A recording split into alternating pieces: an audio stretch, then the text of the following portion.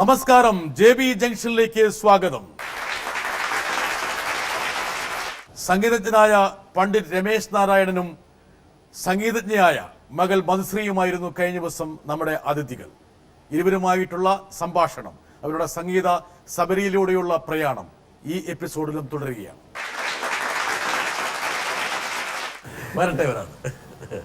എൻ്റെ പരിപാടികളിൽ സംഗീതത്തിന് പ്രധാനമായ ഒരു പ്രാധാന്യമുണ്ട്. അപ്പോൾ എന്താണ് എനിക്ക് വേണ്ടത് എന്ന് എൻ്റെ മനസ്സിലുണ്ട്. പക്ഷേ എനിക്ക് സംഗീത സംവിധായകനോട് അത് പറഞ്ഞു കൊടുക്കാൻ അറിയില്ല. കാരണം സംഗീതത്തിലുള്ള പാണ്ഡിത്യം എനിക്കില്ല എന്നുള്ളത് കൊണ്ടാണ്. രമേശ് നാരായണനെ സംബന്ധിച്ചിടത്തോളം ഞാൻ ഈ കഥ പറയുമ്പോഴോ എൻ്റെ സിറ്റുവേഷൻ പറയുമ്പോഴോ എൻ്റെ മനസ്സ് വായിച്ചറിഞ്ഞ് ഞാൻ എന്താണോ മനസ്സിൽ ഉദ്ദേശിച്ചത് അത് പാടിത്തരാനോ ആ സംഗീതം തരാനോ അദ്ദേഹത്തിന് കഴിയുന്നു എന്നതാണ് ഈ ആത്മബന്ധത്തിൻ്റെ ഒരു ബലം എന്ന് പറയുന്നത്. ഞങ്ങളുടെ ഈ ബന്ധത്തിൽ എവിടെയോ എപ്പോഴോ ദൈവത്തിൻ്റെ കയ്യൊപ്പ് വീണിട്ടുണ്ട് എന്ന് ഞാൻ വിശ്വസിക്കുന്നു. രമേശിന് അങ്ങനെ തോന്നുന്നുണ്ടോ? ഒരു കയ്യൊപ്പ് ഉണ്ടോ? തീർച്ചയായിട്ടും ആ കമ്മ്യൂണിക്കേഷനാണ് കാര്യം. നമ്മൾ ഒരു ആർട്ടിസ്റ്റുമായിട്ട് ഇപ്പം മോർസി സാർ പറഞ്ഞ സത്യമാണ്, കമ്മ്യൂണിക്കേറ്റ് ചെയ്യണം. ഒരു ആർട്ടിസ്റ്റ് ഒരു മ്യൂസീഷ്യൻ ആദ്യമായിട്ട് വേണ്ടത് കമ്പോസ് ചെയ്യുന്നുണ്ടെങ്കിൽ അവൻ ഒബ്സർവ് ചെയ്യാൻ പറ്റണം ചുറ്റുപാടുകൾ. ഈ ഒബ്സർവേഷൻ തന്നെയാണ് ഒരു മനുഷ്യനെയും മനസ്സിനെയും ഒബ്സർവ് ചെയ്യാൻ പറ്റുന്നത്. ചുറ്റുപാടുകളെ ഒബ്സർവ് ചെയ്യണം എപ്പോഴും. നമ്മൾ എവിടെ യാത്ര ചെയ്യുന്നുണ്ടോ, നമ്മൾ എവിടെയെങ്കിലും പോയിരുന്ന പക്ഷി കരയുന്നു എന്ന് വെച്ചോ, ഈ പക്ഷി കരയുന്നത് അതെന്തോന്ന് കരഞ്ഞുകൊണ്ടിരിക്കുന്നത്, പക്ഷേ അത് എങ്ങനെ കരയുന്നു എന്നാണ് ശ്രദ്ധിക്കേണ്ടത്. അതിൽ വ്യത്യസ്തത എന്ത് വരുന്നു, അത് എങ്ങനെ അത് മ്യൂസിക്കലി ആവുന്നു, ഇതൊക്കെ എൻ്റെ മനസ്സിൽ വരുന്നുണ്ട് പലപ്പോഴും. പിന്നെ പലപ്പോഴും ഞാൻ ഇപ്പോൾ ട്രെയിൻ ട്രാവൽ ചെയ്യാറില്ല, ട്രെയിനിൽ വെച്ചിട്ട് ഞാൻ കമ്പോസ് ചെയ്തിട്ടുണ്ട്. എല്ലാ താളങ്ങളും ട്രെയിനിലുണ്ട്, എല്ലാ താളങ്ങളും. എവിടെ സംഗീതം ഉണ്ട് ആക്ച്വലി അല്ലേ? അതേപോലെ തന്നെയാണ് ഞാൻ മൂർസാർ പറഞ്ഞത്, ആ കമ്മ്യൂണിക്കേഷൻ നടക്കുന്നു എന്നുള്ളതാണ് ഒരു മ്യൂസിക് ഡയറക്ടറിന്റെ വിജയം. അദ്ദേഹത്തിന് വേണ്ട. പക്ഷെ അല്ലാതെ ഒരു വെറുതെ മ്യൂസിക് ചെയ്തിട്ട് അതിനെ നമ്മൾ വേറെ എന്തെങ്കിലും ഒരു വിഷ്വൽ കൊടുക്കാം, അതല്ല അവിടെയല്ല മ്യൂസിക്കിന്റെ വിജയം വരുന്നത്. എന്ത് വേണം, നിങ്ങൾക്ക് എന്ത് വേണം എന്നുള്ളത് മനസ്സിലാക്കിയിട്ട് എനിക്ക് അങ്ങോട്ട് തരാൻ പറ്റണം.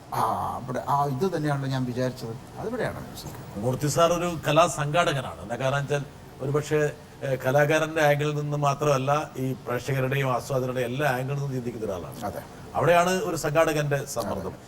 ഓമനക്കുട്ടി ടീച്ചർ പറഞ്ഞു വന്നത് വീട് മുഴുവൻ കലാകാരന്മാരാണ്. ടീച്ചറിന്റെ വീട്ടിലും അങ്ങനെ തന്നെയാണുള്ളത്. ടീച്ചറിന്റെ വീട്ടിൽ അത് ടീച്ചറിനും അങ്ങനെ തന്നെയാണല്ലോ ഉള്ളത്. ഞാൻ അപ്പോഴേ ആലോചിച്ചതാണ്. ടീച്ചറിന്റെ വീട്ടില് ചേട്ടൻ, ചേച്ചി, പിന്നെ മകൻ, ഇപ്പോഴേ പിന്നെ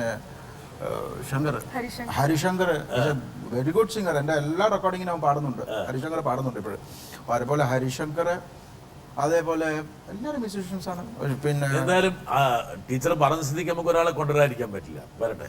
ഡിഗ്രി പഠിച്ചുകൊണ്ടിരിക്കുമ്പോഴായിരുന്നു കല്യാണം ഉണ്ടായിരുന്നത്. അപ്പോൾ എനിക്ക് ശരിക്കും പറഞ്ഞാൽ ഒരു ഭാര്യയുടെ എന്താണ് കടമ എന്നൊന്നും എനിക്കൊന്നും അറിഞ്ഞുകൂടായിരുന്നു. ഒട്ടും ഞാൻ പ്രിപ്പയർഡും ആയിരുന്നില്ല. അപ്പോൾ അങ്ങനെയാണ് മാരേജ് നടന്നത്. മാരേജ് കഴിഞ്ഞ ഉടനെ എൻ്റെ അടുത്ത് ഒരുപാട് ആൾ ചോദിച്ച ഒരുപാട് കാര്യമുണ്ട്. ഒരു കലാകാരൻ്റെ കല്യാണം കഴിക്കുമ്പോൾ നിനക്ക് അവർ ഒരുപാട് പാട്ട് കുട്ടികളെ പഠിപ്പിക്കേണ്ടി വരും. ആക്ച്വലി ഞാൻ ഒരു ഗ്രാമത്തിലൊക്കെ വളർന്ന, കണ്ണൂർ കല്യാശ്ശേരിയിലാണ് ഞാൻ വളർന്നതൊക്കെ. ഭർത്താവ് എൻ്റെ ഗുരുവും കൂടിയാണ്. അപ്പോൾ എനിക്ക് ശരിക്കും പറഞ്ഞാൽ ഇപ്പോഴത്തെ കുട്ടികളെ പോലെ ഒരു ഫ്രണ്ട്ലി അങ്ങനെയായിരുന്നില്ല ഉണ്ടായിരുന്നത്. എപ്പോഴും എനിക്കൊരു പേടി ഒരുപാടുണ്ടായിരുന്നു.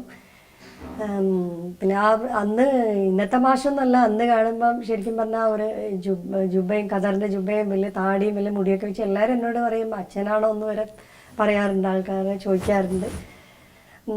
അപ്പോൾ ആ സമയത്ത് പക്ഷേ എന്നെ ഒരു കുട്ടികളുടെ ഇത് സപ്പോർട്ട് ചെയ്യുന്ന പോലെ എന്നെ ചെയ്യുമായിരുന്നു. എന്നെ ഓരോരോ കാര്യങ്ങൾ പറഞ്ഞു തരുമായിരുന്നു. അമ്മയുടെ ഒരു ഇൻവെർട്ടർ ഗതികേട്. അപ്പൊ സംഗീതം മാത്രമല്ല മൂപ്പറ പ്രൊഫഷൻ, ഭാര്യയെ പേടിപ്പിക്കും. പണ്ടച്ഛനെ കാണുമ്പോഴും കുറച്ച് പേടിയാവും. വേഷമല്ലേ? ഇപ്പൊ കുഴപ്പമില്ല, ഇപ്പൊ പിന്നെ ഇപ്പം അഡ്ജസ്റ്റ് ചെയ്യും അല്ലേ? പണ്ടത്തെ ഫോട്ടോ ഒക്കെ കാണുമ്പോഴേ അച്ഛൻ ഇങ്ങനെയായിരുന്നു പണ്ട്. ഒരു താടിയൊക്കെ നീട്ടിയിരുന്നല്ലേ? വലിയ താടിയൊക്കെ ആയിരുന്നു. പിന്നെ ഒരു ജുബ്ബ. ഹേമ എങ്ങനെ പിന്നെ വീടും?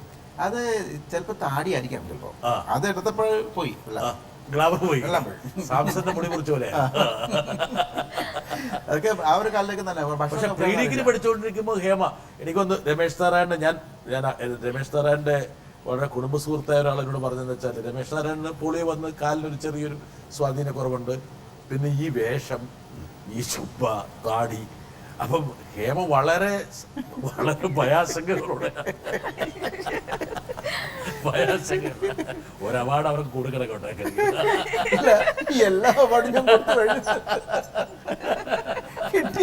കിട്ടിയ എല്ലാ അതായത് മക്കൾ തന്നെ പറയാം അമ്മയെ സമ്മതിക്കണത് അല്ലെ മധുശ്രീ? പിന്നല്ല, അതിലെ ഉദ്ദേശിച്ചേ ഈ ഒരു മുതലിന്റെ ജീവിതത്തിലേക്ക് കൊണ്ടുവരുന്നതിന് അതാണ്. ഭാര്യയാണോ പിന്നെ താടി മുറിച്ചു കളഞ്ഞത്? അവളെ മുറി അത് ആരാ മുറിച്ചെന്ന് എനിക്ക് ഓർമ്മ കിട്ടണല്ലോ കേട്ടോ. ശരിക്കും അത് അവളാണോ ഞാനോ? വേറെ സ്ത്രീകളുടെ പേരൊന്നും പറയരുത്, അവളാണോ എന്ന് സംശയം. അപ്പൊ നിങ്ങളുടെ വീട്ടിൽ എപ്പോഴും പാട്ട് കച്ചേരിയാണോ? എല്ലാവരും മ്യൂസിക്കിലാണ്. വീട്ടിൽ തന്നെ അച്ഛനാണ് പഠിപ്പിക്കുന്നതൊക്കെ.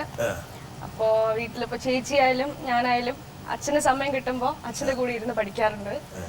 അമ്മയും വന്ന് ഇരിക്കാറുണ്ട് നമ്മളെ കൂടെ. അമ്മയെ നമ്മളെ പഠിപ്പിക്കാറുണ്ട്.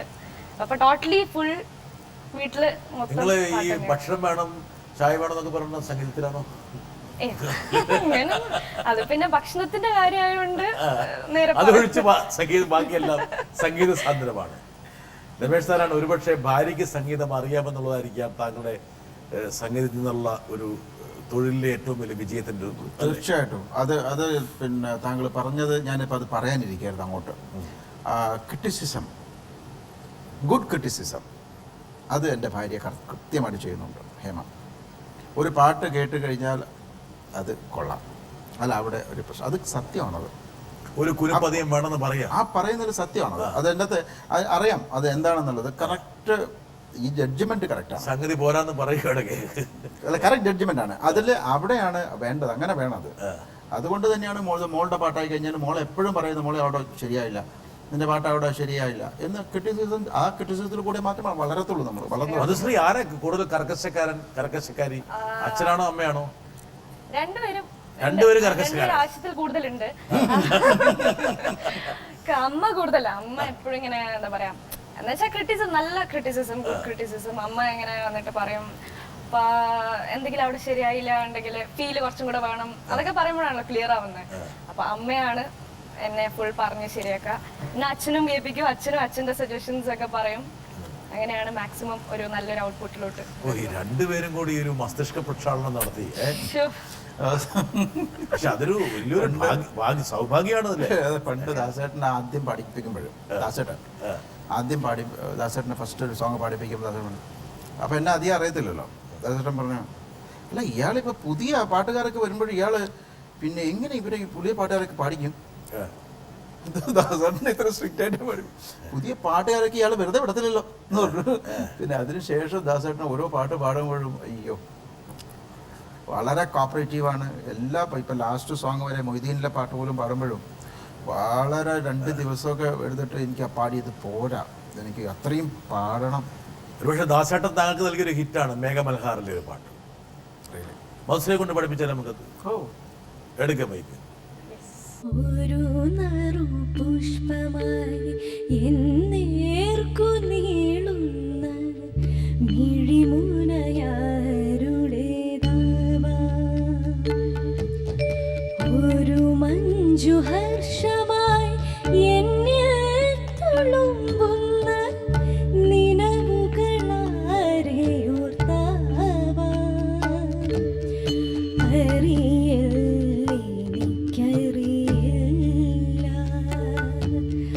പറയുന്നു സന്ധ്യതൻ മൗനം മൗനം, ഒരു നറു പുഷ്പമായി എന്നേർക്കു നീളുന്ന മിഴിമുനയാരുടേതാവാ.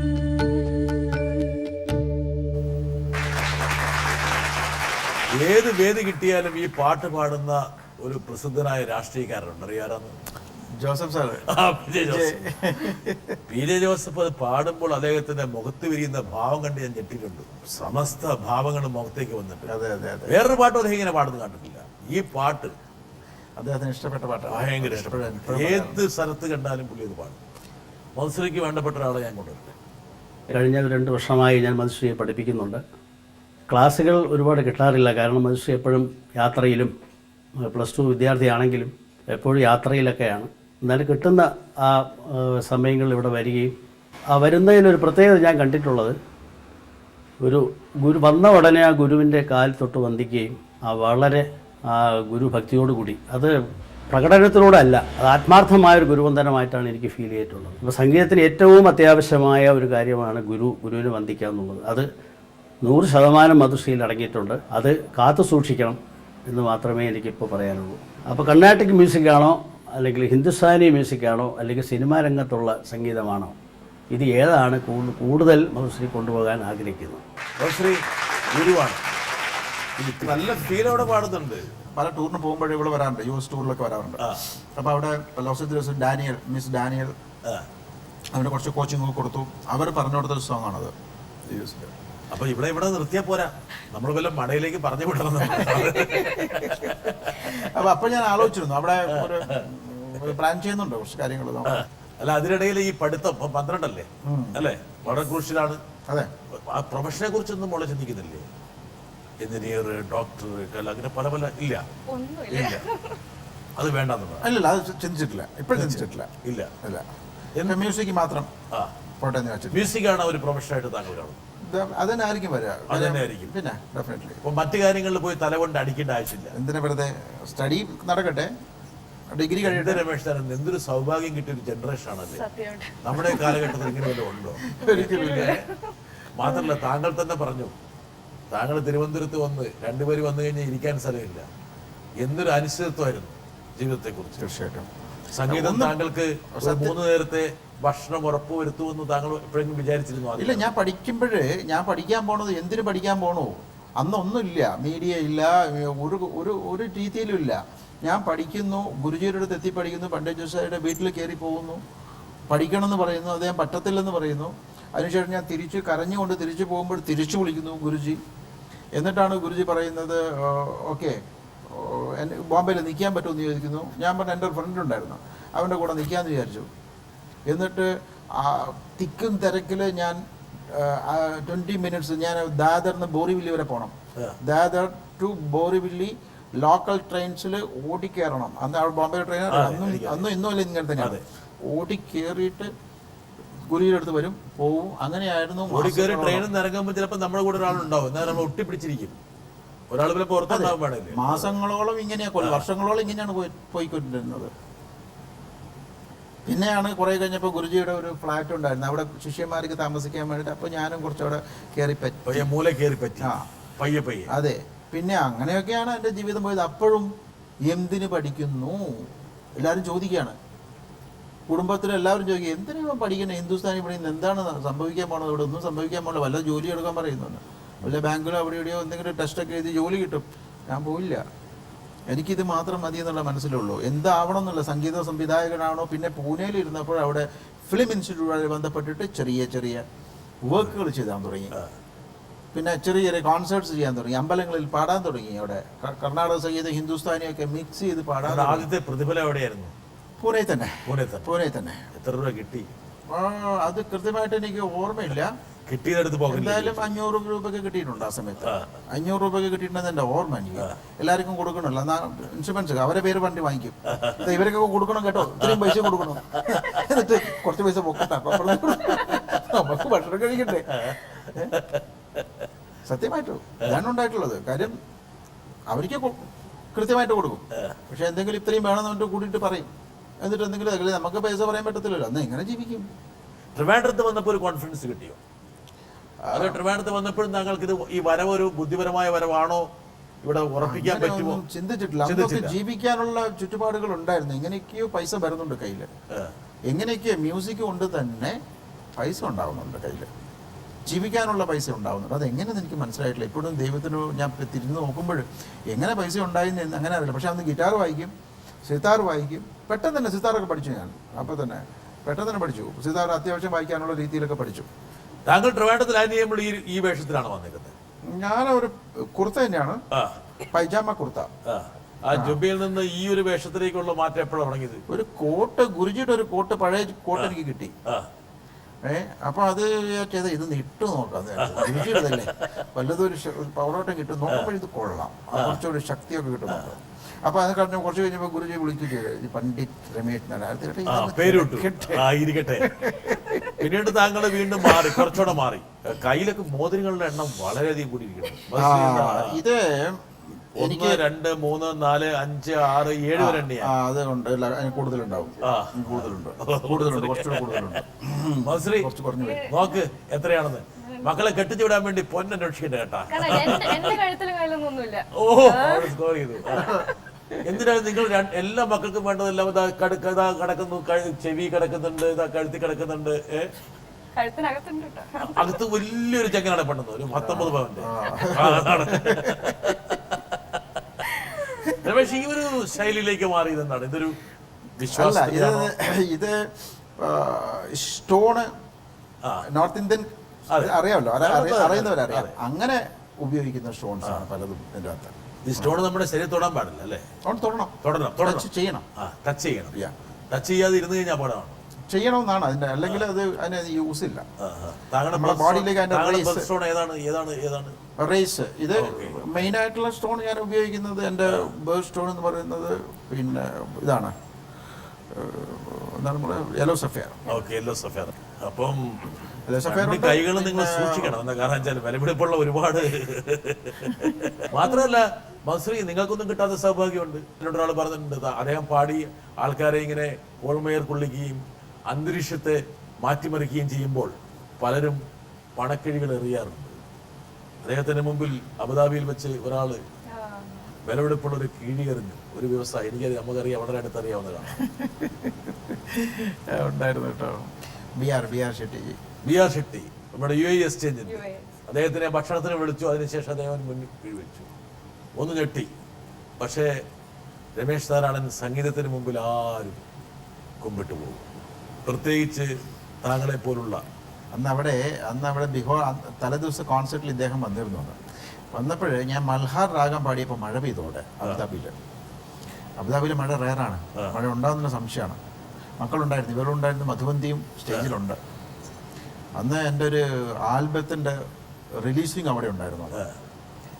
ആൽബം റിലീസ് ചെയ്തത് BR ഷെട്ടിജിയാണ്. അത് കഴിഞ്ഞ് കോൺസേർട്ടിന് അല്ല ഓപ്പൺ എയർ ആയിരുന്നു. കോൺസേർട്ട് സ്റ്റാർട്ട് ചെയ്തു.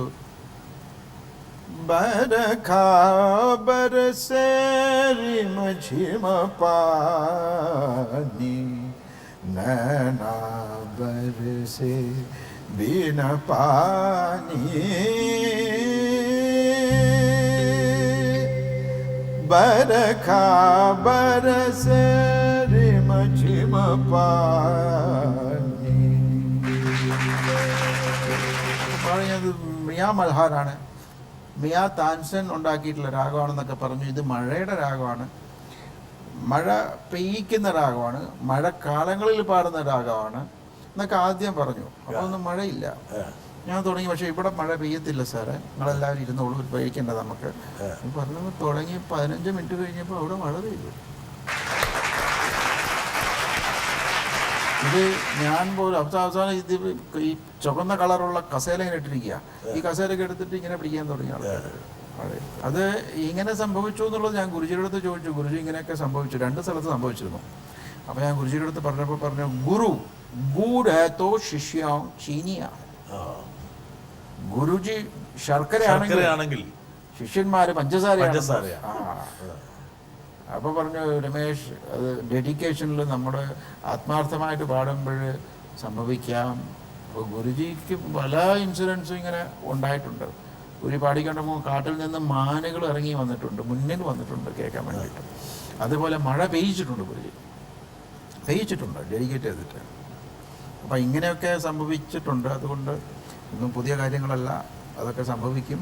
ഡെഡിക്കേഷനിൽ ഭക്തിയോടുകൂടി. ഡെഡിക്കേഷൻ വളരെ പ്രധാനപ്പെട്ട, എനിക്കൊന്ന് സംഗീതത്തിൽ ഏറ്റവും പ്രധാനപ്പെട്ട ഒരു ഘടകം എന്നുള്ളത് ഡെഡിക്കേഷനാണ്. മധുശ്രീ, ഈ ഡെഡിക്കേഷൻ എന്ന് പറയുന്ന സംഭവം നിങ്ങളെപ്പോലുള്ള തലമുറയ്ക്കൊന്നും പ്രാപ്യബലം ചിന്തിക്കുന്ന ആൾക്കാരുണ്ട്. വെച്ചാൽ നിങ്ങൾക്ക് ഭയങ്കര ഡിസ്ട്രാക്ഷൻസാണ്, ഒരുപാട് ഡിസ്ട്രാക്ഷൻസ്. ഈ ഡെഡിക്കേഷനൊക്കെ ഈ പറഞ്ഞ തലയിലേക്ക് എടുത്തു വെക്കാൻ പറ്റുന്ന ഒരു നിശ്ചയദാർഢ്യം ഉണ്ടോ മധുശ്രീക്ക്? ഞാൻ ഒരു പാട്ട് നമ്മൾ പാടുമ്പോൾ അത് മാക്സിമം അതിന്റെ സിറ്റുവേഷൻ അല്ലെങ്കിൽ എന്താണ് പറയാ അതിന്റെ ഫീല് അതിന്റെ ഒരു ഫീൽ അത് ഉൾക്കൊണ്ട് പാടാൻ ശ്രമിക്കുമ്പോൾ ആ ഒരു ഡെഡിക്കേഷൻ വരിക. അപ്പൊ അത് മാക്സിമം എന്താണ് ആ പാട്ട് എന്നുള്ള കാര്യം അത് ഉൾക്കൊണ്ടിട്ട് പാടുമ്പോഴത്തേക്കും ആ ഒരു ഡെഡിക്കേഷൻ തനിയെ തന്നെ വരും. പക്ഷേ മോസ്റ്റ്ലി ഇപ്പം നിങ്ങൾക്ക് ഇൻസ്റ്റന്റ് ഫെയിം ആണ്. ഇപ്പം ശ്രീ രമേശ് നാരായണനൊക്കെ എത്രയോ പതിറ്റാണ്ടുകള് ഒരു തപസ് പോലെ ഒരു സവരി പോലെ എന്താ പറയാ ആ ഒരു കടമകളെല്ലാം കടന്നിട്ട് എത്തിയിട്ടുള്ള ആ പോപ്പുലാരിറ്റിയൊക്കെ ഒറ്റ ഞൊട്ടയൊടിക്കുന്ന ലാഘവത്തോടുകൂടി മാസ്റ്റേക്ക് കിട്ടിയിരിക്കുക. ഇന്ന് മാസ്റ്റർ എനിക്ക് തോന്നുന്നു സ്കൂളിലെ ഏറ്റവും വലിയ താരമാണല്ലേ. കണ്ടോ, ഒരുപാട് പഠിച്ചതിലും പ്രശ്നമില്ല. അല്ല, ഇന്ന് ഒരുപാട് ഘടകങ്ങളുണ്ടല്ലോ നമുക്ക് കയ്യിൽ തന്നെ. മനുഷ്യ എന്ത് ചെയ്യുന്നു ഇപ്പൊ എവിടെയുള്ളതെന്ന് നോക്കി കാണുമല്ലോ. അതെ, മാസ്റ്റർ ഇപ്പൊ എവിടെ ഇരിക്കണമെന്ന് എല്ലാവർക്കും അറിയാം. മാത്രമല്ല മനുഷ്യയുടെ കംപ്ലീറ്റ് ബയോഡാറ്റ ആൾക്കാർക്കെല്ലാം അറിയാം. പണ്ടൊരാളെ കുറിച്ച് കാര്യം അറിയണമെങ്കിൽ എനിക്കൊന്ന് ശ്രീ രമേശ് നാരായണൻ കുറെ ഇവിടെ കൊണ്ട് ട്രാക്കൊക്കെ പാടിപ്പിച്ചല്ലേ. ഒരുപാട് ഒരുപാട് കുഞ്ഞിലേ തൊട്ട് അതിപ്പോ അവൾക്ക് പാടാൻ കഴിയുമായിരുന്നു, അതുകൊണ്ടാണ് പാടിച്ചത്. അല്ലെങ്കിൽ കഴിയാത്ത ഒരാളെ കൊണ്ട് ഒരിക്കലും പാടിപ്പിക്കാൻ പറ്റത്തില്ല. അവൾ പെട്ടെന്ന് പഠിച്ചങ്ങ് പാടുന്നു. നീ പാടിയെന്ന് ചെറുപ്പത്തിലല്ലേ അവൾ. എങ്കിലും അവൾക്ക് വേറൊരു കാര്യം ഞാൻ അവൾ കേട്ടത് മനസ്സിലാക്കാൻ പറ്റിയ 2 വയസ്സുള്ളപ്പോൾ തന്നെ. 2 വയസ്സുള്ളപ്പോൾ ഒരു ദിവസം ഹാർമോണിയം എടുത്തു. 2 വയസ്സും താഴെ കേട്ടോ, 1.5 വയസ്സുള്ള കാണത്തുള്ളൂ. ഇഴഞ്ഞ് നടക്കുന്ന സമയം എന്താണ് ഹാർമോണിയത്തിന് മുമ്പിൽ വെച്ചിട്ട് പിടിച്ചത്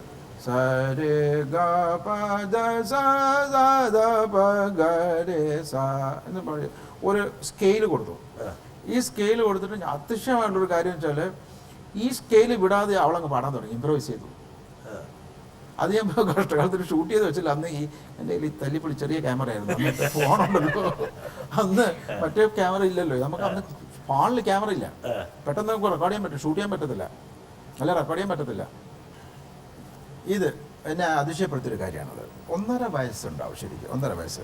എന്നിട്ട് ആദ്യമൊക്കെ പറഞ്ഞു ഷാജിയും, അന്ന് ഡയറക്ടർ ഷാജി ഇങ്ങനെ ഒരു സംഭവമുണ്ട്, നമുക്ക് ഒന്ന് എടുത്തു വെക്കണം, അവളുടെ ഡീറ്റെയിൽസ് ഒന്ന് എടുത്തു വെക്കാം. പിന്നെ പറ്റിയില്ല. അപ്പം ഇങ്ങനെ ഓരോ സമയത്തും പിന്നെ ഒരു പാട്ടിട്ട് കഴിഞ്ഞാൽ ഷിൽബി അവിടെ തന്നെ ഇരിക്കും. എത്ര മണിക്കൂറായി കഴിഞ്ഞാലും എഴുന്നേക്കത്തില്ല അവിടെ നിന്ന്. 2 മണിക്കൂർ, 1 മണിക്കൂർ, 1.5 മണിക്കൂർ ഒരു കോൺസേർട്ട് തീരുന്ന 2 മണിക്കൂർ ഒരു കുട്ടികൾ ഇരിക്കത്തില്ല ഇങ്ങനെ. She will be there. ഞാനിങ്ങനെ ഞാൻ ഹേമയെടുത്ത് പോലെ ഇതാ നോക്കി ഒട്ടെടുത്തോളാണ്. അപ്പം അതൊക്കെ മനുഷ്യ ഇങ്ങനെ ട്രാക്ക് പാടി ഇവളെ കൊണ്ട് ഒരു പൂർണ്ണ ഗായികയാക്കാൻ പറ്റുമെന്ന് അപ്പോഴാണ് ശ്രീ രമേശ് നാരായണൻ തോന്നിയത്. രമേശ് എപ്പോഴാണ് ടാലന്റ് ഉണ്ട്. ആ ചെറുപ്പത്തിൽ ഒരു ബ്രേക്കിന് സമയമായി എന്ന് താങ്കൾക്ക് തോന്നിയോ? ഞാൻ ട്രാക്ക് പാടിച്ചു. ഫസ്റ്റ് അവളെ കൊണ്ട് പാടിക്കുന്നത് നമ്മുടെ ഓടുതളം. ആദ്യം 3 വയസ്സിൽ ഒരു ചെറിയൊരു തമാശ പാട്ട് പോലെ ജാസിയുടെ കൂടെ പാടി. നമ്മുടെ പിന്നെ ഏത് സിനിമ, ഏത് പാട്ടാ മോളെ? ജയരാജന്റെ മൂവി മകൾക്ക്. ഏത് പാട്ട് രണ്ടുപേരും പാടിക്ക്? കുഞ്ഞുകുട്ടിയുടെ സോങ് ആണ്. പാവകളി, പകിടകളി, 10-12 ആനകളി, ആനയ്ക്ക് ചിറകു വച്ചാൽ പറക്കാൻ എന്തു രസം. ആദ്യകാലം 3 വയസ്സിൽ അതിൽ കുറെ ചിരിയും പാട്ടിലുണ്ട്. ഇപ്പോഴും പാട്ടുണ്ട്. ഇതൊരു 5 വയസ്സിലാ. 3 വയസ്സില് വേറൊരു സോങ് പാട്ടും, കുഞ്ഞി വാവേന്ന്. ഒരു കുട്ടീനെ ഞാൻ ഉറക്കണം.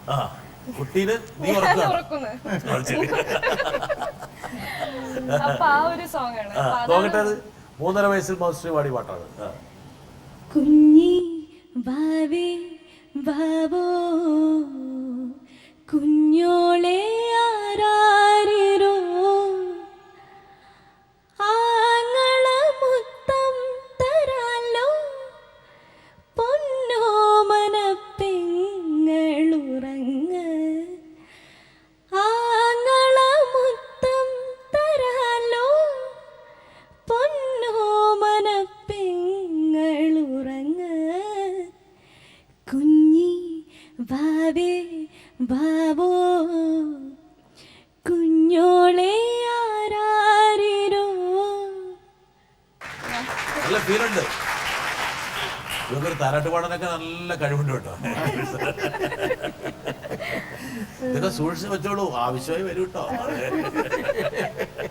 രമേശ് നാരായണൻ സിനിമയിലേക്കുള്ള താങ്കളുടെ വരവ് ആരോ പറഞ്ഞ ചെറിയ ചെറിയ പരിപാടികളൊക്കെ ആക്കി. സിനിമ എന്നുള്ളത് വേറൊരു മേഖലയാണ്. ഒരു പക്ഷെ താങ്കളുടെ ഹിന്ദുസ്ഥാനി രാഗങ്ങളൊക്കെ മുമ്പ് വേണമെങ്കിൽ സിനിമയിൽ വേണമെന്നില്ല ഒരിക്കലും. വേണമെങ്കിൽ മലയാളിക്ക് വേണമെങ്കിൽ റിജക്റ്റ് ചെയ്യാം. മലയാളിക്ക് അത്ര ഒരു വശമുള്ളതല്ല. അതെ. ഇപ്പോൾ സ്വാഭാവികമായിട്ടും ഈ പറഞ്ഞ ഒരു നാഷണൽ ഇൻ്റഗ്രേഷൻ്റെ ഭാഗമായിട്ടോ അല്ലെങ്കിൽ ഈ പോപ്പുലർ മീഡിയ ഭയങ്കര ശക്തമായതുകൊണ്ടൊക്കെയാണ് ഒരുപക്ഷെ ഇങ്ങനെയുള്ള മ്യൂസിക്കുകൾ വരുന്നത്. ഇതൊക്കെ അക്സെപ്റ്റ് ചെയ്യുമെന്നുള്ളത് താങ്കൾക്ക് തോന്നിയിരുന്നോ? അതെയോ ഒരു പരീക്ഷണം ആവശ്യമാണ്, അതെ അതെ, ആശങ്ക ഉണ്ടായിരുന്നു? ഇല്ല, ആശങ്കയല്ല. ഇത് ജയരാജിൻ്റെ പടത്തിലുള്ള പാട്ടാണ്. അപ്പോൾ ഇത് നമ്മൾ ഉണ്ടാക്കുന്നത് വേറൊരു സ്കെയിലിൽ ഗായത്രിക്ക് പാടാൻ വേണ്ടിയിട്ടാണ്. നമ്മൾ നേരത്തെ ഗായത്രിയും മഞ്ജരിയും അന്ന് അപ്കമിങ് സിംഗേഴ്സാണ്. ആ സമയത്ത് രണ്ടുപേർക്കും ഓരോ പാട്ട് കൊടുക്കണമെന്ന് ജയരാജ് നമ്മൾ തീരുമാനിക്കുന്നു. അന്ന് ഗായത്രിക്ക് നാഷണൽ അവാർഡ്, സ്റ്റേറ്റ് അവാർഡ് കിട്ടിയ സമയമാണ്. ഓഫ് കോഴ്സ് ഗായത്രി എൻ്റെ ഡിസേബിൾ അതിനോട് പഠിക്കുന്നുണ്ട്, ആ സമയത്ത് നന്നായിട്ട് പാടുന്നുണ്ട്. അപ്പോൾ രണ്ടുപേർക്കും ഓരോ പാട്ട് അതിനകത്ത് കൊടുക്കാൻ തീരുമാനിച്ചു. അങ്ങനെയാണ് മഞ്ജരിക്ക് മുക്കിലിൻ മകളെ എന്നൊരു പാട്ടുണ്ട് സെയിം സിനിമയിൽ, ഈ പാട്ടാണ്. അപ്പോൾ അതിന് ശേഷമാണ് ജയരാജിക്ക് തോന്നുന്നത് നമുക്കൊരു കാര്യം അദ്നൻ സമീയുടെ വെച്ചിട്ട് നമുക്ക് എന്നിട്ട് ഒന്നുകൂടെ നമുക്ക് പാടിച്ചാലോ എന്ന് ചോദിച്ചു. ഞാൻ പറഞ്ഞു അത് അദ്ദേഹത്തിൻ്റെ സ്കെയിലുള്ളതല്ല, നമുക്ക് സ്കെയിലൊക്കെ ചേഞ്ച് ചെയ്യേണ്ടി വരുന്നു. അങ്ങനെ ആ സോങ് തന്നെ ഡിഫറെൻറ്റ് പിച്ചിലേക്ക് മാറ്റിയിട്ട് അദ്ദേഹത്തിനോട് പറ്റുന്ന വിധത്തിൽ, അദ്ദേഹത്തിന് മലയാളം ഇച്ചിരി പ്രശ്നമുണ്ടായിരുന്നു, അദ്ദേഹത്തിൻ്റെ പറ്റുന്ന വിധത്തിൽ അങ്ങ് പാടിച്ചെടുത്തു. പരദേശി എനിക്ക് തോന്നുന്നു വീട്ടിൽ നിങ്ങളെ വിടാതെ പിടികൂടിയിരിക്കുന്നു അല്ലേ? അല്ലെങ്കിൽ വീട്ടിൽ നൽകിയ വാക്ക് വീട്ടിൽ പാലിച്ചു. അങ്ങനെയാണ് താങ്കൾ പരദേശിയിലേക്ക് വരുന്നത്. അതെ, പരദേശി പി.ടി. പിന്നെ എന്നെ വിട്ടിട്ടില്ല ഇതുവരെ. അതിൽ പരദേശിയിൽ മോഹൻലാല് അതിലാണ് തട്ടം പിടിച്ച് വലിക്കലെന്നൊരു സോങ്. അതിൻ്റെ ഒരു പാട്ടാണ്. അതിലൊരു കോമ്പസിഷൻ മൂഡ് എന്ന് വെച്ചാൽ അദ്ദേഹം വീട്ടിൽ റഫീഖും പി.ടിയും കൂടെ വീട്ടിലേക്ക് കയറി വരിക, പാട്ടും കൊണ്ട് വരിക, പെട്ടെന്ന് വരിക. രമേശ് പാട്ട് കൊണ്ടുവന്നിട്ട് വാ ഇരിക്കാൻ തോന്നുന്നു രാവിലെ 10 മണിക്ക്. അപ്പം ഞാൻ വന്നിരുന്നു പെട്ടിയൊക്കെ എടുത്ത് വെച്ചു. ഇത് സിറ്റുവേഷൻ ഇങ്ങനെയാണ്, സിറ്റുവേഷൻ പറഞ്ഞു. അപ്പോൾ അവളിങ്ങനെ പോവാണ്, ഇങ്ങനെ പാടുകയാണ്. മോഹൻലാൽ കേൾപ്പിക്കുകയാണ് അവൾ അത് കഴിഞ്ഞ് കല്യാണം കഴിച്ച് പോവാണ്, ഒരു കാമുകിയാണ്. അപ്പോൾ ഈ പറഞ്ഞതുപോലെ ഇദ്ദേഹത്തിൻ്റെ മനസ്സിലൊരു മ്യൂസിക് ഉണ്ട്. ഇദ്ദേഹം കള്ളനാണെന്ന് നേരത്തെ പറഞ്ഞല്ലോ. അപ്പോൾ ഇദ്ദേഹത്തിൻ്റെ മനസ്സിൽ മ്യൂസിക് ഉണ്ട്, പക്ഷേ ഇദ്ദേഹം മിണ്ടത്തില്ല. ഇത് പക്ഷേ പുള്ളിക്ക് സമയമാകും, പുള്ളി കട്ടക്കരി പിടിക്കും. ഇത് കണ്ടെത്തണമല്ലോ നമുക്ക്. ഇത് കണ്ടെത്താൻ വലിയ പാടാണ് ഇത്. അപ്പോൾ ഞാനിങ്ങനെ നമുക്കിപ്പോൾ ഇദ്ദേഹത്തിൻ്റെ മനസ്സ് ഇങ്ങനെ വായിച്ചെടുത്തു ഞാൻ സംഭവം. രേ ഗരി ഗരി മാ ഗരി പാദ മാ പ ഗരി ഗ സരി നി ദ ദ ദ രേ ഗ മ പ ദ പ നി സ പ ഗ ര നി സ ദ മ നി ദ മ ദ പ ഗരി സരി നി ദ ദ ദ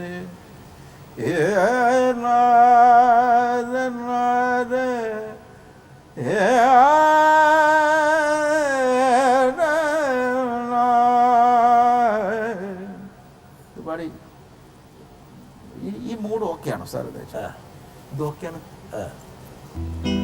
തട്ടം പിടിച്ച് വലിക്കല്ലേ മൈലാഞ്ചി ചെടിയേ,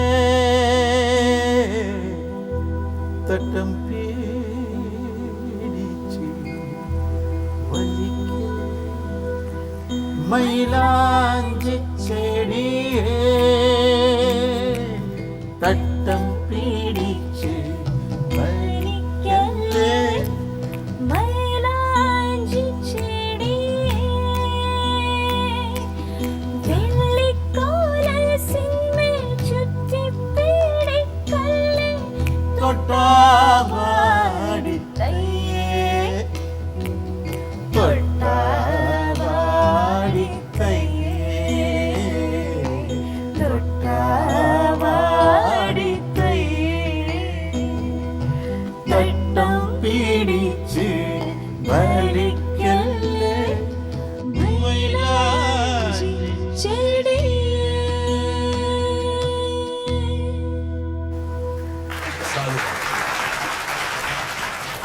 ആ സിനിമയിൽ അങ്ങോട്ടത് എടുത്ത് നിൽക്കുന്നുണ്ട്. അങ്ങനെയാണ് ഈ പാട്ട് ഉണ്ടാകുന്നത്. അതെ, ഇങ്ങനെ പല കള്ളന്മാരും വന്ന് നിങ്ങളെ ഇങ്ങനെ പാട്ടുണ്ടാവിക്കും. എന്നിട്ട് ഞങ്ങൾക്കൊന്നും അറിയില്ലെന്ന്. എന്തായാലും ഞാൻ ആ കള്ളനുള്ള കാര്യം ഞാൻ കുറച്ച് പോപ്പുലറൈസ് ചെയ്യുന്നുണ്ട്. മനസ്സിലായി, ഏതൊക്കെയാലും അച്ഛൻ പറഞ്ഞു. അതെ. എപ്പോഴാണ് ഈ ഹിന്ദുസ്ഥാനി രാഗങ്ങളൊക്കെ മലയാള സിനിമയ്ക്ക് പ്രാപ്യമാണ്, അല്ലെ മലയാള സിനിമയ്ക്ക് അത് അക്കോമഡേറ്റ് ചെയ്യാൻ പറ്റും, ആ രീതിയിലേക്ക് പോകാൻ പറ്റുന്ന ഒരു തോന്നൽ താങ്കൾക്ക് വന്നു, അതൊരു ധൈര്യം വരുന്നു ഒരു സമയം? അല്ല, ഹിന്ദുസ്ഥാനി മ്യൂസിക് പിന്നെ ഈ പണ്ട് കാലത്തൊക്കെ ഒരുപാട് ആരെ പറഞ്ഞ മലയാളിയെ ഏറ്റവും കൂടുതൽ ആരെ പറഞ്ഞ പോലെ ബാബയ്ക്കൊക്കെ ഒരുപാട് പാട്ടുകൾ ഖയാലുകൾ ഉണ്ടാക്കിയിട്ടില്ലെന്ന് മാത്രമേ ഉള്ളൂ. പണ്ട് ഒരു ഹിന്ദി വേർഷൻ, ഹിന്ദി ലിറിക്ക് മലയാളത്തിൽ വന്നില്ല, അതിൽ മുന്നേ വന്നതായിട്ട് എനിക്ക് തോന്നുന്നില്ല. ലിറിക്ക് കൊണ്ടുവന്നിട്ടുള്ളത് ഇത് ഞാൻ കൊണ്ടുവന്ന് ചെയ്യുന്നതിന് മുന്നേ രവീന്ദ്ര മാഷിൻ്റെ പടത്തിൽ വന്നിട്ടുണ്ട് ബന്ദിഷ്. ഏതോ ഒരു സിനിമയിൽ ഒരു ബന്ദിഷ് ഉണ്ട്. അപ്പോൾ അതിനുശേഷം പിന്നെ ഈ നമ്മുടെ മിക്സ് ചെയ്തിട്ടുള്ള സംഭവം ഞാൻ കേട്ടിട്ടില്ല. ഇത് എനിക്കും അങ്ങനെ വേണമെന്ന് വിചാരിച്ചു ചെയ്തതല്ല, പക്ഷെ അതിൻ്റെ ഒരു സംഭവം ഇതിനകത്ത് നിൽക്കട്ടെ എന്ന് വിചാരിച്ചിട്ട് ആഡ് ചെയ്ത് നോക്കിയതാണ്. പക്ഷെ അത് ചഹുന്തി സിഗാരജത ബരസത്ത് ആവേ പാപി പപായ ശോര മചായേ कान जितन राखो मन को डर लागे मोहे दामिनी को ബന്ദിഷാണത്. അതാണ് ഒരു നറു പുഷ്പം, അതിൻ്റെ അനുപല്ലവി ഞാൻ എടുത്തിട്ട് ആഡ് ചെയ്തത്. പക്ഷേ ദിസ് വാസ് മൽഹാർ. ഈ മൽഹാറിൽ ചെയ്തിട്ടുള്ള സോങ്ങാണ്. അതിൽ 3-4 മൽഹാർസ് മിക്സ് ചെയ്തിട്ടുണ്ട്. ദുലിയ മൽഹാർ, മിയ മൽഹാർ, ഗൗഡ് മൽഹാർ, ഗൗഡ്ഗിരി മൽഹാർ, ഇങ്ങനെയുള്ള കുറച്ച് മൽഹാറുകൾ മിക്സ് ചെയ്തിട്ടാണ് ആ പാട്ടിൻ്റെ മൊത്തം ഒരു സ്കെലട്ടൻ ഉണ്ടായിട്ടുള്ളത്. അപ്പോൾ അങ്ങനെ എൻ്റെ മനസ്സിൽ പെട്ടെന്ന് തോന്നി. അത് അക്സെപ്റ്റ് ചെയ്ത ഡയറക്ടർ കമൽ സാറ്, കമൽ അദ്ദേഹം ഇത് കേട്ടപ്പോഴും നന്നായിട്ടുണ്ട്, ഇത് മതി, സിനിമയ്ക്ക് പറ്റും എന്ന് മനസ്സിലാണ്, കമ്മ്യൂണിക്കേറ്റ് ചെയ്യണമല്ലോ. അല്ലാത്തൊരു ഡയറക്ടർ ഇത് പറ്റത്തില്ലെന്ന് പറഞ്ഞാൽ പിന്നെ പോയില്ലേ, എൻ്റെ കാര്യം നമ്മൾ ചെയ്തിട്ടുള്ള കാര്യമില്ല. അങ്ങനെ അതിന് മുന്നേ ഉണ്ടായിട്ടില്ല. പക്ഷെ ബാബർ പുള്ളിമാനല്ല മയിലല്ല മധുരക്കരിമ്പല്ല മാരി വില്ലൊത്ത പെണ്ണാണ്, ഇപ്പം അങ്ങനെയുള്ള പാട്ടുകളൊക്കെ ഉണ്ടാക്കിയിട്ടുണ്ട്. ഇതൊക്കെ ഹിന്ദുസ്ഥാനി ടച്ചിലുള്ള പാട്ടുകൾ തന്നെയാണ്, അതിൽ ഒരു സംശയമില്ല. അതേപോലെ തന്നെ താമസമിന്തേ വരുവാൻ കണ്ണോട്, രണ്ടുപേരാണ്, കണ്ണോരം നോക്കിയിരുന്നാലും താമസമെന്തേ വരുവാൻ പ്രാണസഖി എൻ്റെ മുന്നിൽ താമസമെന്തേ അണയാൻ പ്രേമമയി എൻ്റെ കണ്ണിൽ.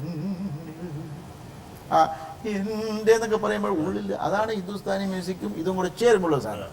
ഇത് ബാബുക്കയുടെ പാട്ടിലാണ് വരത്തുള്ളൂ. ആ ലിറിക്കും സംഗീതവും തമ്മിലുള്ള കോമ്പിനേഷൻ അത് ഇങ്ങനെയുള്ള ഈ ഭാസ്കരൻ മാഷിൻ്റെ ലിറിക്കും ബാബുരാജിൻ്റെ സംഗീതവും അത് ഹിന്ദുസ്ഥാനി മ്യൂസിക് ആയതുകൊണ്ട് മാത്രമാണ് ഇങ്ങനെയുള്ള ട്യൂൺ വരത്തുള്ളത്. ലിറിക്കും അത് ഭയങ്കരമാണ്.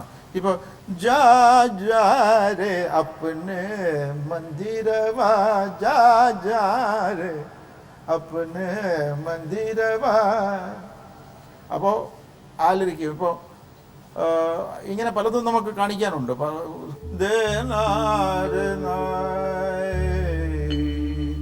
ലട്ടൂൽ ജേ സുൽജാ ജാ ബാലം ലട്ടൂൽ ജേ സുൽജാ ജാ ബാലം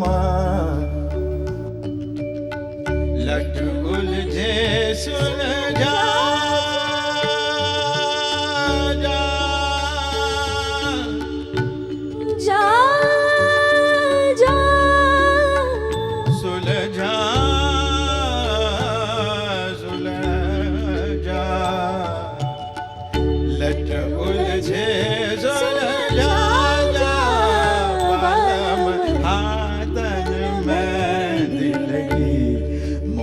बालम हातन मदी हातन मदी हातन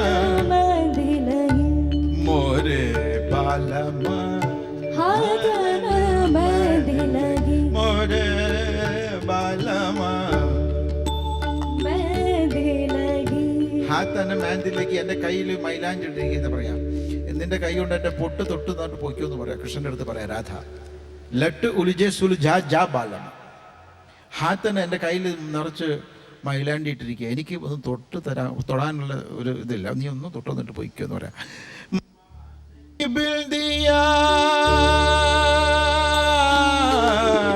മാത്തേക്ക് ബിന്ദിയ गिर गई सेज पे, गिर गई सेज पे, अपने हाथ सजाया बलम लटोले. എൻ്റെ മുടി അഴിഞ്ഞിരിക്കുകയാണ്, നിന്റെ കൈ കൊണ്ട് നീ ഒന്ന് കെട്ടിത്തന്നിട്ട് പൊയ്ക്കോന്ന് പറയാം കൃഷ്ണൻ്റെ അടുത്ത്. ലറ്റ് ഓലി, ഇതാണ് ക്ലാസിക്കൽ, ഹിന്ദുസ്ഥാനി ക്ലാസിക്കൽ എന്ന് പറയുന്ന ഒരു രൂപമാണത്. ഇത് നമ്മൾ പാടുമ്പോഴേ ഇതിൻ്റെ ലിറിക്കിനാണ് നമ്മൾ അങ്ങോട്ട് പാടുന്നത്, ലിറിക്കാണ് പാടുന്നത്. അപ്പോൾ ആ ലിറിക്കിൻ്റെ ബ്യൂട്ടി മുഴുവൻ അത് കൊണ്ടുവരുന്നേ പറ്റത്തുള്ളൂ ഒരു സിംഗറിന്. അത് ഏതൊക്കെ രീതിയിലാണ്, ഏതൊക്കെ വഴിയിലും സഞ്ചരിക്കാം, നമുക്ക് ഒരുപാട് വഴികൾ സഞ്ചരിക്കാം മനസ്സിൻ്റെ ഭാവങ്ങൾക്കനുസരിച്ച്. അപ്പം അതുകൊണ്ടാണ് നമ്മുടെ ഹിന്ദുസ്ഥാനി കൂടുതൽ പാടി വരുമ്പോൾ നമുക്ക് ലിറിക്ക്, നമ്മളൊരു പാട്ടിനെ അപ്പം അതിന് കൂടുതൽ ബ്യൂട്ടി നമുക്കതിൽ കൊണ്ടുവരാൻ പറ്റും.